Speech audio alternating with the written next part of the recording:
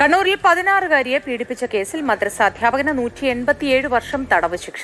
കണ്ണൂർ ആലക്കോട് സ്വദേശി മുഹമ്മദ് റാഫിയെയാണ് തളിപ്പറമ്പ് പോക്സോ കോടതി ശിക്ഷിച്ചത്. ഇതിന്റെയും വിശദാംശങ്ങൾ ഫെലിക്സിന് നൽകും. ഫെലിക്സ്, 187 വർഷം ശിക്ഷ എന്നൊക്കെ വളരെ അപൂർവമായി വിധിക്കപ്പെടുന്നതാണ്. ഇതുമായി ബന്ധപ്പെട്ട കൂടുതൽ വിവരങ്ങൾ എന്തൊക്കെയാണ്?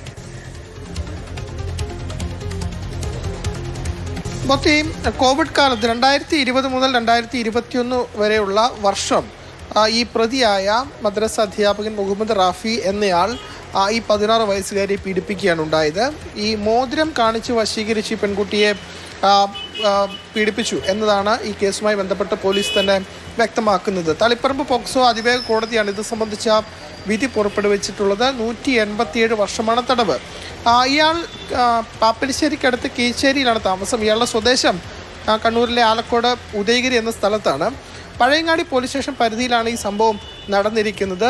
മാത്രമല്ല, ഈ 187 വർഷം തടവ് വിധിക്കാനുണ്ടായ ഒരു കാരണമായി വിലയിരുത്തുന്നത് സമാനമായ കേസിൽ ഇയാൾ നേരത്തെയും പ്രതിയായി ശിക്ഷ അനുഭവിച്ചിട്ടുണ്ട് എന്നതാണ്. അതായത് വളപട്ടണം പോലീസ് സ്റ്റേഷൻ പരിധിയിൽ ഇതുപോലെ തന്നെ മറ്റൊരു പോക്സോ കേസിലും ഇയാൾ പ്രതിയായിരുന്നു. അതിനുശേഷം ജാമ്യത്തിലിറങ്ങിയ ശേഷമാണ് വീണ്ടും സമാനമായ രീതിയിൽ ഒരു കുറ്റകൃത്യം കൂടി അതേ രീതിയിൽ നടത്തുന്നു. അതുകൊണ്ടാകാം ഈ 187 വർഷം തടവ് ശിക്ഷ വിധിച്ചതെന്നതാണ് നമുക്ക് മനസ്സിലാക്കാൻ കഴിയുന്നത്.